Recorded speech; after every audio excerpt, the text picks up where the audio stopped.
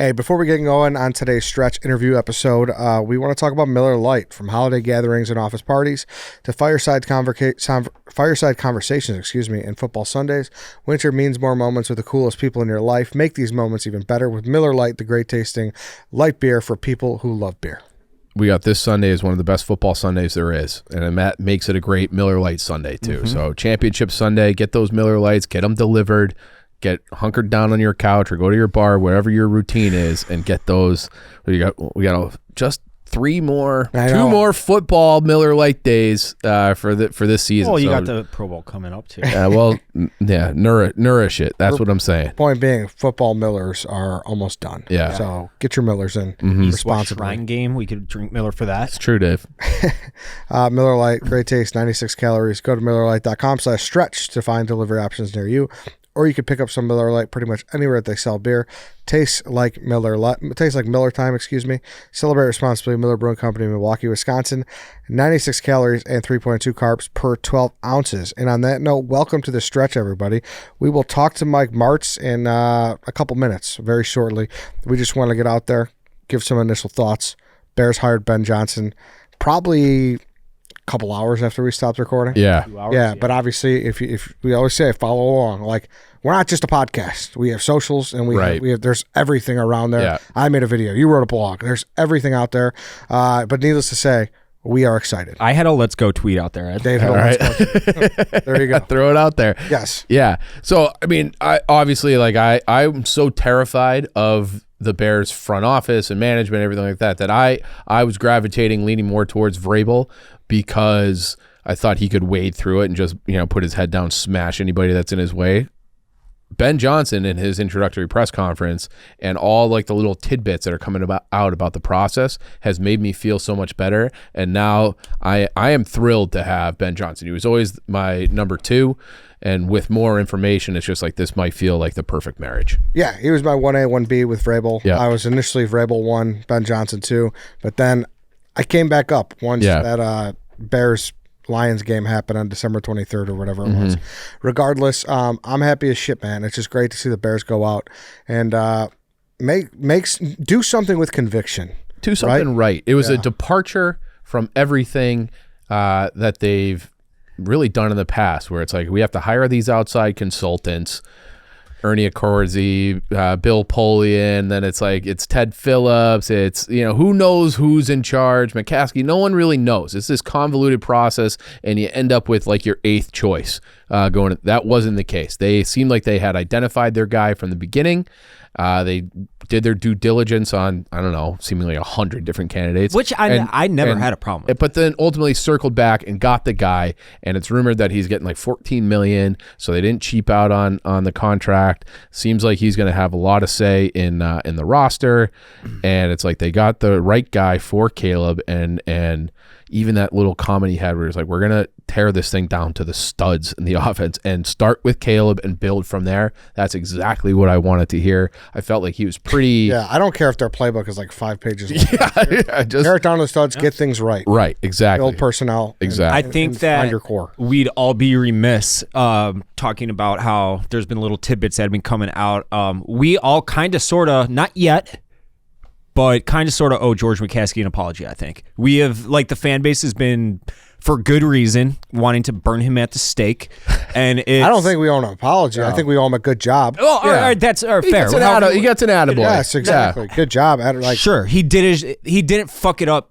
And even if this doesn't work out, the process was probably correct. Right? Yeah, for sure. Which you can appreciate. Yeah, it might not work. Okay, it might not work. It probably won't. But I'm not going to be the guy who's going to say he's the miracle. We're going to be the guys who say he's a miracle drug. Right? No, we're not doing that. It might not work, but like you were saying, and I did a video. Like I actually did a TikTok. Oh, wow. yeah, a green screen TikTok. That was like a first for me. But as long as you're doing things the right way and there's logic and you're not cutting corners and you're not cheaping out, and then if you do everything right and it doesn't work out, well then, hey, sometimes that's the way it goes.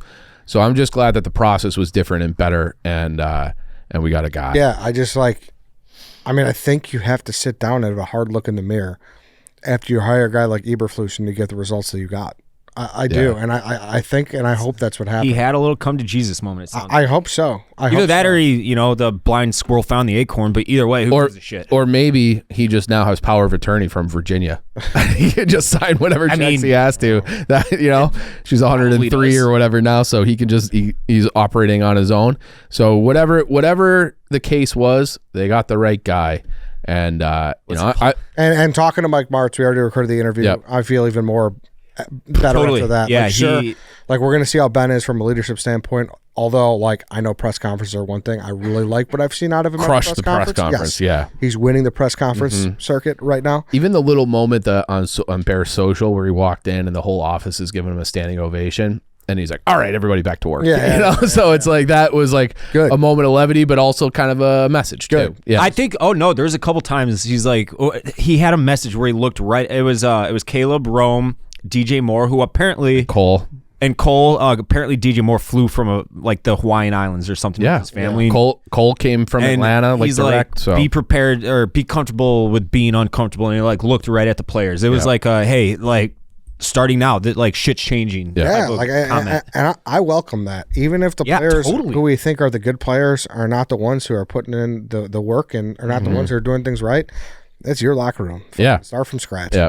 Tear it down to the studs. Yes, exactly. Yeah. So we're excited. No coordinators or anything has been hired at this moment. I'm sure it'll be hired as soon as we press. Yes, exactly. Yeah. I'm sure it will. If they are, though, we'll talk about it on Monday. And good times in Chicago, hopefully, coming up. Yeah. And let's... hopefully, he said. I said hopefully. Yeah. I know. Yeah. The process has changed. Yes. We can be a little hopeful. Hopefully. Yeah. It's going to be hopeful. Yeah. Hope is a powerful drug, Ed. Totally. It's like fentanyl times 1,000. Yeah. Totally. Hope's what makes life worth living, though. Yeah. Is that a red quote from? Mm-hmm. Yeah. All right, then. On that note, we'll toss it over to Mike Martz.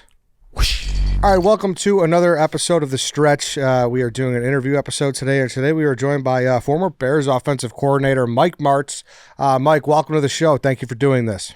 Yeah, well, thanks for having me. Right out of the gate, give me a grade for the Ben Johnson hire, A through F. No, it's an A+. There's no question about it. I think he's special. You don't want to put all that pressure on him, obviously, but there's a lot that goes into Ben that makes him different, I think. One of the first things you look at is he had a chance to get out of there last year and jump on some money, become a head coach, and he stayed for various reasons, but great deal of character. He doesn't need anybody else's affirmation about what he does or who he is. And he has a clear and concise vision for the offense on that team, and I'm sure he'll do the same thing on as the team overall. Yeah, you worked with him in Miami, correct? I didn't work with him. I went down there to visit for a week. Okay. Adam Gase was there, and Adam said, listen, you got to meet this guy. He's a young coach just kind of getting going, and I think at the time he might have been an offensive assistant. I think he just made him quarterback coach. I can't remember. But, I've done a lot of those things where you go in the offseason or during the season even, and you visit and you watch, and they kind of want you to give them an idea what you think, et cetera. And of all the ones I've been to, he's the only one that really wanted to know intimately details on some of the things that we did in the passing game. And he had some plays from what we'd done, and he asked me these questions about him. Well, nobody's really done that before. They just kind of take the play and they run it, and they kind of figure it out on their own. But he wanted to know exactly what you tell the quarterback, the routes, everything. And I was kind of taken by that for a young guy like that to have that kind of grasp on things. And I mean, he's just way ahead of the curve in his knowledge for such a young guy. Do you think he has the type of personality to kind of be that CEO, kind of command a locker room and a meeting room? I think right away, I mean, just that reference I had is in terms of character. Here's a guy that was committed to stay with that team, felt like he had at least another year, he wanted to see it through. Could have jumped on the money and gone easily, didn't. The fact that he's had that kind of success, you don't ever hear him beat his own drum or promote himself, all those things that guys have a tendency to do. I think he's very comfortable. I think that part of leadership is very strong for him. And players respond to that. It's about the players. He knows that. He's there to be a facilitator and help them be as good as they can be. And I don't, obviously Danny's a big influence there personality-wise. Yeah. But I do think that that's probably who Ben is as well. We're more like that. How difficult is it going from being the play caller, offensive coordinator to to being the head coach where you have to be the CEO of the team and call plays at the same time? How difficult is it to find that balance? Something you went through in St. Louis. If you don't have anybody to really help you on offense, it's very difficult. If he brings in a coordinator that he knows and likes and understands what he's trying to do, he can put a lot of the workload off on him and still call the plays on game day. A lot of guys do that and do it very well. I don't think that'll be an issue. The biggest issue will be for him to get that coordinator in there, the right guy, so to speak, to kind of behind the scenes get everything organized and run it with his input so that he can do what he's got to do as a head coach. And, there's a lot of duties there, as you know, during the week. So if he doesn't have that guy, then it's very difficult. Were you did you call the plays there when you took over as head coach in St. Louis? Yes, I did. You did? And was that what was like the biggest growing pain? Did you have that guy or did you not have that guy, or is that kind of no? I never had that guy. And never had it, and I regret that. I had a chance to hire a guy that I was close to, and it was right after we lost the Super Bowl, and I didn't do it. And it just, it's an ego thing, and it felt like he had to come back, and it was just the wrong thing to do. It just was, and they're hard to find. Somebody that's going to be kind of think like you and know what you want, and very difficult to find. But when you find them, you got to wrap them up. So what slides through the cracks when you don't have that guy? Like, what did you feel like? Well, you're involved with everything. I mean, you're involved with coaching the quarterback, the scripts, writing the scripts. All the little details that most of the coordinators will do. You got to do that as well as be the head coach and personnel, keep tracks with the defense. All those things. It just makes it doubly hard. And really, in the end, that's what kind of got me sick. It just wore me out. Mm-hmm. You brought up ego, and obviously, from an X and O standpoint, obviously, you knew it tremendously, and that's what Ben knows. But is that kind of the biggest point into being a good head coach, though, is making sure you could take that step back and make it more than X and O's? Well, I was willing to do that. I wasn't sure that this guy would do what we're doing, and he wouldn't take it in a different direction. And I think that's the biggest part of it, because the players that you have been successful, and they want it to continue in that direction. This is different because they haven't been successful. So, he's going to put this in himself, I'm sure. And then whoever it is that he brings in will just kind of do more and more as time goes on. I think that's the way to do it. And the offense has got to feel him as really the guy, the last stop, so to speak. And I'm sure he'll call plays. He should. And that's what got him this job, but he just needs somebody to cover the workload for him. How far this is like one of the, if you're a negative person, you'd be like, well, he's not bringing Penei Sewell with him. He's not bringing some of the other skill guys with him, Amon-Ra, et cetera. How far away, when you look at the Bears and the season they just had with Caleb as a rookie where he's getting sacked, third most sacks ever, how far away are they from being a competitive team that can push towards the top of the division like we all want?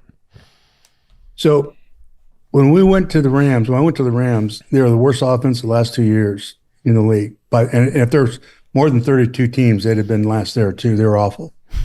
And no offensive line, no running back, no quarterback, and et cetera, et cetera. Isaac wasn't playing good. All the things that people say.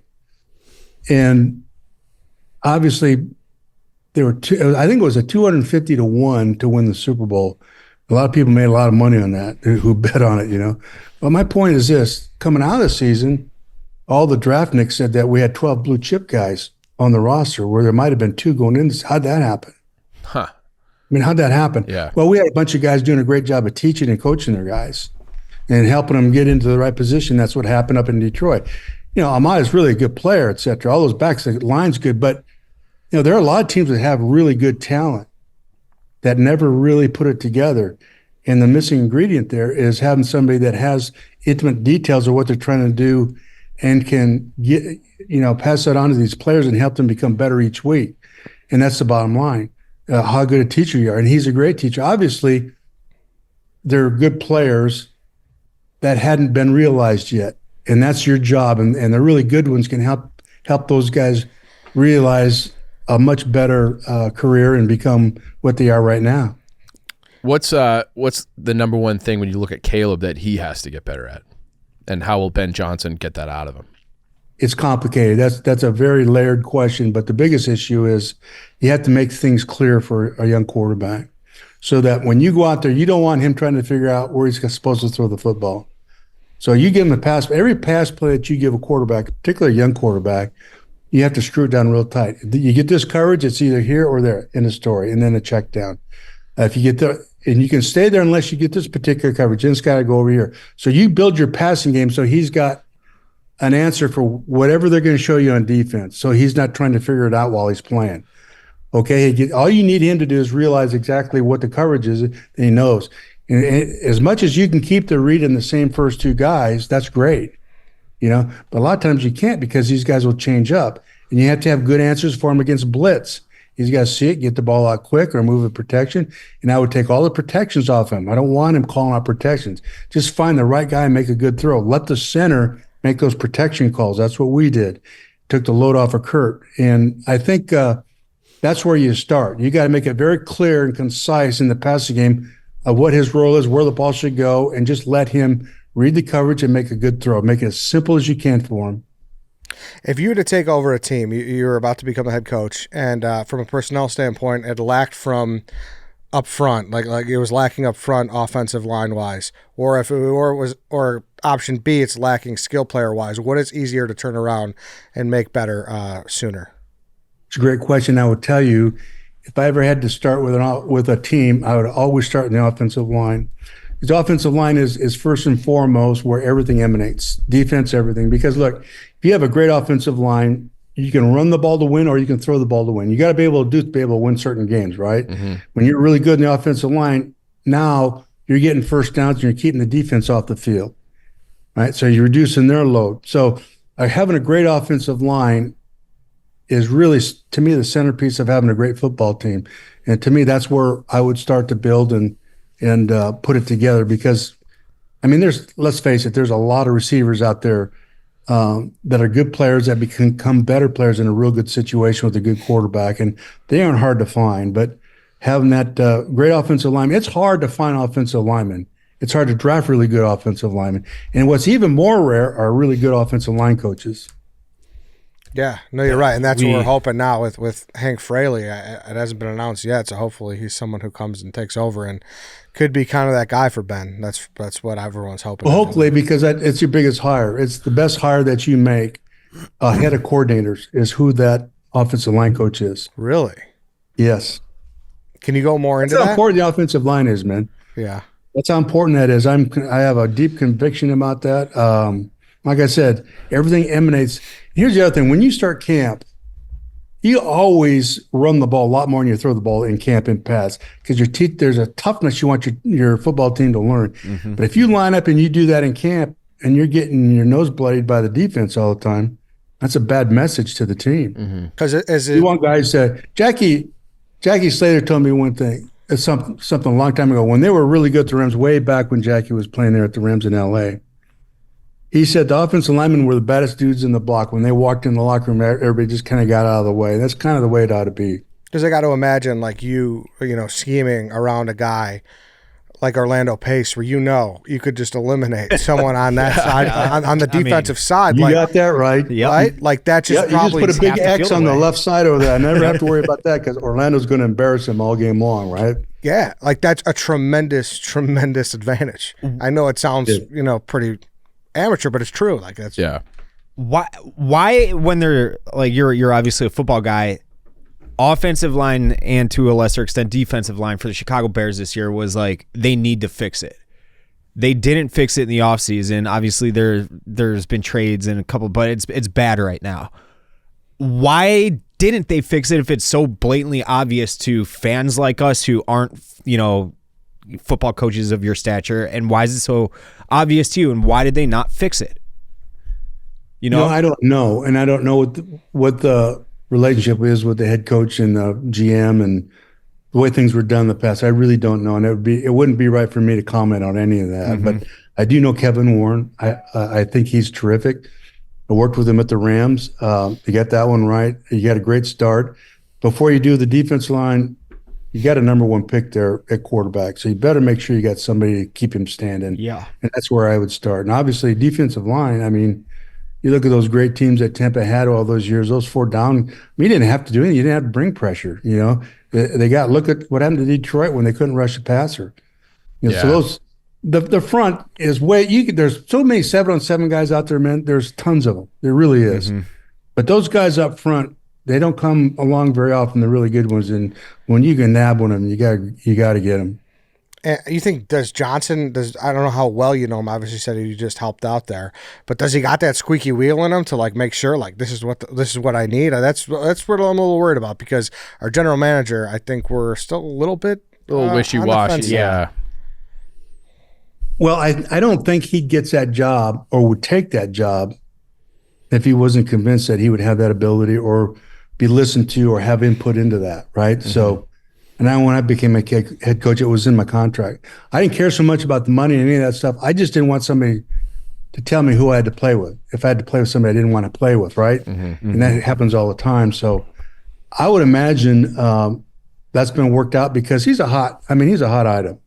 So going in, he should be able to get those kinds of things and at least have the right of refusal on personnel. And hopefully he gets that. He obviously has a good eye for it. When you look at Jahmyr Gibbs and Laporta and those guys that they've drafted, he obviously knows what he wants on offense because he certainly had input there. Yeah, and people kind of snickered at those draft picks on draft night. With one of them. Yeah, why'd they draft Gibbs? Running back too high. Signed Monty. Yeah. So, and then when you evaluate Caleb in his first year, there was obviously tremendous hype, number 1 overall pick, and then he had moments. Maybe it was in his control, maybe it wasn't, where he definitely struggled, and I've seen talking heads be like, I don't know if he sees it, which is kind of the criticism of Justin Fields, which sends a shiver down my spine. When you watch Caleb, do you still think he's got the right stuff to be that, top 5 type quarterback in the league if he's developed properly? What they were doing on offense was a mess. Okay. And they couldn't protect him. And I don't know what they told Caleb to look at to throw the ball, but if you're a first-year quarterback and they're saying, listen, here's the play, you can throw it here or you can throw it over there. Well, what is that? What does that mean? Mm-hmm. And that's kind of, and I'm being really hard on it, but that's what it was. Yeah. They didn't know what they're doing. So if they don't know what they're doing, how's he going to know what to do?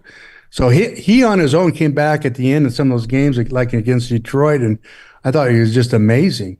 Yeah, he gets rid of the ball. He's not, trust me, he's the furthest thing from Justin Fields that there is. Okay. All right. Glad to hear it. He can see it. He'll get rid of it. He was trying to protect the ball. He didn't want to throw picks. He didn't want to lose the game, which is, it's a hard thing to do, but he just didn't have anything. Yeah. Mm-hmm. He didn't get anything from his coaches to help him. And that's a really ugly place to be.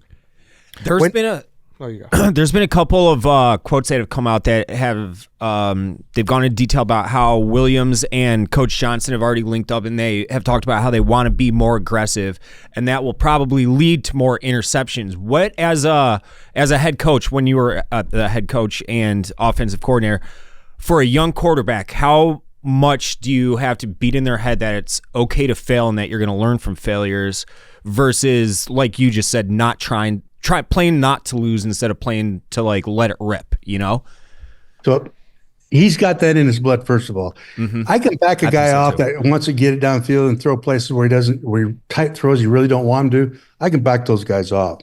Those are the guys you want. Mm-hmm. What you can't do is try to get a guy to make a difficult throw. The ones that in the clutch, you got to make those throws to win. If he's not wanting to do that, that's on his DNA. Mm-hmm. He's just going to be another guy. Mm-hmm. And he has that. He definitely has that. Here's the deal. I never talked to him about failure and all that stuff. Here's what I did. In practice, I told him, I don't care how many interceptions you throw in practice. It's a great teaching thing, and we'll go back and learn.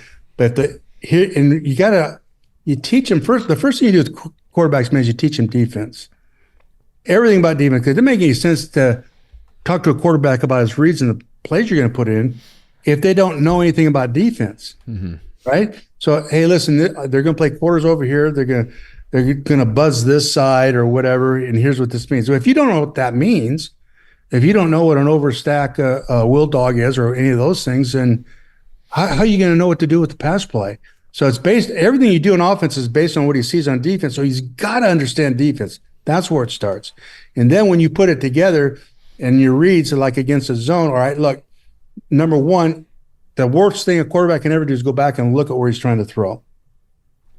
look at a defender to figure it out. So it's all about seeing space. You come back and get your eyes down the middle, then last 2 steps of your job, get your eyes over where you want to throw it. If there's color, get to number 2. Because if the play's designed properly, if there's color underneath them, there should be something underneath that you ought to be able to get to. But I look at the game today and I see guys all on the same level. What do you tell them, quarterback? How do you know where to throw the football? Some of these things are crazy. So it's got to be structured such so you're going to have success. Somebody's going to be open there. Mm-hmm. And there's so much of the stuff I see out there today, there's no place to throw the ball. Nobody's open. Well, that's coaching. That's coaching. And so you turn it loose, and if it's picked off, let's go back and look at what you saw and why you threw it there. That's why I never corrected a quarterback in practice when he threw a pick. I didn't jump on him because usually you're wrong. We're going to look at the tape and say, oh, this is what happened. I see what you saw. All right, here's what we got to do with this, and teach it that way. It's good to know. Yeah. When you look at Ben Johnson's offense, what really stood out to you and what impressed you the most? He has such a great feel for calling plays and adjusting during games, which not many guys do in terms of adjustment. He looks out there, he sees what's going on, he can change gears. He's always a step ahead of the defense, so to speak, and he's one of the best in the league at doing that. The other part of it that's amazing to me that I get excited about, I'd like to think that we were like this, that all 11 guys, they play with a great deal of passion and enthusiasm, number one, but the execution is superb.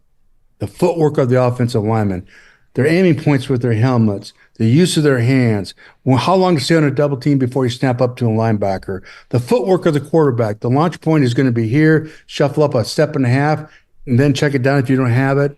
The back, check before you release chip. And, all those little details, footwork-wise, everything. I look at that offense, I said, man, he's just more than anybody in the league. Everything's getting coached at the finest detail. And to be able to do that, you have to have intimate knowledge of offensive football, which I believe he has. When you see the Bears roster, is there a guy who stands out who's kind of primed here to take a big step next year? Other than Caleb? Yeah. Well, Jahmyr, I've been a big fan of Jahmyr Gibbs. If you get a chance, go back. I did a piece on him for the 33rd team right after they drafted him, because he was getting slammed. They were getting slammed by it. And I said, well, let me do a piece. And if you can get online on that on the website and look it up and take a look, and you'll see, it's not real lengthy, but I broke him down, and there's just no question he's just at another level. So does that mean like DeAndre Swift? Is that what you're saying? The running back position is someone who's going to be for the Bears? For the Bears next year. Like a Cole Kmet, or like I'm saying like yeah. Yes. Yeah. Yeah, so they've got to get that guy. Okay. So they got to go find that guy in the draft or where they do and bring him in. And so they took a look at Jahmyr Gibbs, for instance, and they played to his abilities. They knew exactly why they let Swift go, right? Mm-hmm. Yeah. He just was not a powerful inside guy. Well, Jahmyr Gibbs isn't any bigger, right? Yeah. Would you watch how he goes? They know exactly what he wants. So they knew exactly what they wanted with Jahmyr, and that's what he'll do here. He'll go back and he'll go out and find a back or 2 backs, hopefully, that will do what he wants them to do in the running game. Violent runners and yet have speed. Yeah, They just paid. They just paid Swift a nice number. Yeah. I wonder if. Maybe he's going to have an attitude readjustment and become physical. Then Yeah. That is, I one think, of those things you got to do. Say, hey, listen, you want to play? You got to stick your nose in there and bust a couple of those tackles. I think there's no way they reach for Genty at 10, right? Like I don't know, but they did it for I don't know. Yeah, they did. They did it for Gibbs, but he was later. Coach, this is off topic from the Bears, but listen, Marshall Faulk was awesome. I feel like he's somehow become underrated in a sense. Do you agree with that? I actually feel that way about Steven Jackson too. Okay. Yeah. So, do you feel that way? It's funny. Half hour ago, I just had lunch with Marshall. Oh, no shit. He's not underrated in my book. I think he's one of the top 5 to ever play the game. He was at a total different level than everybody else. He understood the game at a different level than everybody else. He understood the game better than most of the offensive coaches do. Has there been 1,000-yard receiver and back in the same year since or before that? Is he the only one that's ever done that? Because he did that, right? He had 1,000 yards. He did that, yeah. Matt Forte was going to have it. He was close. Forte was close. Injured. That's true. Mm-hmm. He went out in the 10th game, 6 games left. He'd have made that without any issue. Another underrated back. I loved him. Yeah, he was awesome, guys. He was fucking awesome. People don't realize how good he really was. He was our whole offense. Yeah. That's what I'm saying. Like, he was amazing. And like, you hear like the great running backs. Like, I feel like he somehow is in like he kind of has in a way. He kind of he has. And top 5 probably. Like, I bet you there's people who think like Ricky Williams, like, for some reason in their brain was a better guy than him. You know, it's just like from like a marketing standpoint. Yeah. I don't know, Coach. Sorry. I was reminiscing about Marshall Faulk when we found out we were talking to you. Well, you can't argue with the numbers and what he did. I mean, he just, we rode that horse a lot of times to wins. We did. Yeah. And I mean, speaking of having dinner with former players, is the possibility of you getting together and having lunch with Jay Cutler ever on the table, or is that Yeah, I never had a problem with Jay, ever. Jay was always really good in meetings. He was always easy to work with, easy to deal with, tried to do what I asked him to do. The first half of that first year, the first 4 games, he didn't. I go through all this stuff. He'd go out and play. He'd just throw it where he wanted to. It got very frustrating. And I think Lovey ended up having a talk with him too. And then he came back and he was trying to do everything the way he wanted him to do it. And we ended up, of course, going to the NFC Championship game. The second year with him, I met with Jay and I said, look, Jay, I'm trying to make you do something that we did at the Rams. Is just not who you are.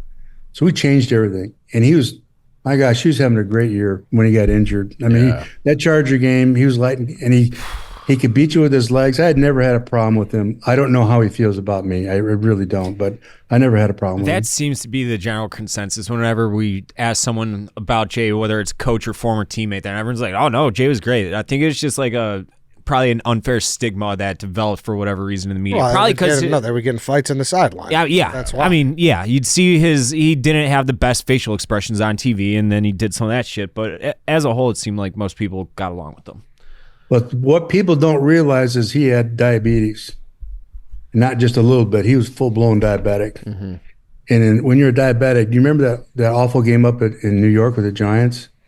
Like 12 sacks or whatever. They all blend together, but probably. It was at night. And it's called, if you ever are interested in this, look up sundowner syndrome. Yeah, I know what it is. And that's exactly what he went through. And we're trying to tell the guys, we got to check his. Now, he would check it, but the doctors wouldn't. Well, once it starts affecting him, he's a little goofy. He stops checking it. So after I left, they had a doctor sit next to him on the bench and check it all the time. But he had a couple of those instances where it did affect him. Do you, going back to that, because we've talked about that 2011 Bears against the Chargers where he breaks his thumb. Is that one of your, I don't know if regret is the right word, but what could have been? Because it felt like you kind of timed it where the defense was still pretty good and the offense was going. Did you think that you had Super Bowl potential that year? Yes. Well, Roy Williams is there. Johnny Knox got hurt, obviously, and Matt got hurt. But Johnny and you got the quarterback, the receiver, and the running back all went out within a week of each other. Yeah. That was the whole offense. Mm-hmm. And I tried to get them to sign Mark Bulger in the offseason so that if something happened to him, it wouldn't be like what happened the year before. And they just wouldn't do it. And Mark was free. He was cheap. They wouldn't do it, so he went to Baltimore for whatever reason. I mean, I thought that was a bad decision. I told the front office that. Of course, that didn't go very well. But, that's – appreciate it. We had a really good football team, and we lose the 3 guys you can't lose. Yeah. Yep. That's tough. All right then, Coach. We appreciate you jumping on with us. Is there anything else you want to get out there about Ben Johnson or anything else in general? No, I like Kevin Warren a lot. I think he's got great leadership, something they've needed there for a while. I'm excited for Chicago. They got it right. I really think they got it right with Kevin and the new head coach and the quarterback. They give him what he wants. He's going to be successful. You were quoted in, I think it was yesterday's Athletic article, saying that he's the best play caller you've seen. I don't know how accurate that quote is. He is. But you compared him to Sean McVay, Sean Payton, and said he's every bit as good or better as those guys. And he's up there in that tier because he understands the game at that level, at the intimate level, and he's not afraid. Play callers get scared. He's not afraid. Mm-hmm. He times things when they have to happen. Greatest example was I don't remember who it was. Maybe halfway through the season or so, they're losing somebody at home in the fourth quarter. I don't know, but maybe 6-7 minutes left, and they had to go down and score a touchdown to win it. And they had run the ball really well and got away from it a little bit in that last drive. I don't remember who it was. You guys can find it, but they ran the ball every snap and took it down, punched it in, and won the game, gobbled up the clock. He was aware of it. He knew exactly what he had to do to win, and he was persistent on doing it. He got away from it a little bit, went right back to it, and I just think his judgment is impeccable. Yeah. Yeah. Well, we're Love to excited. hear that. We're excited too. It was great talking to you. It was nice. You look great, so it looks like you're thank you. enjoying. Enjoy that 80-degree Southern California 82. weather. Yeah. 82. Yeah. Yes. Thanks, Coach. Anything you want to get out there too before we wrap Nope. up? Or are you good? Awesome. Thanks again. Excited to see you guys see them play. Appreciate it. Yeah. We Can't are wait. too. Go Bears.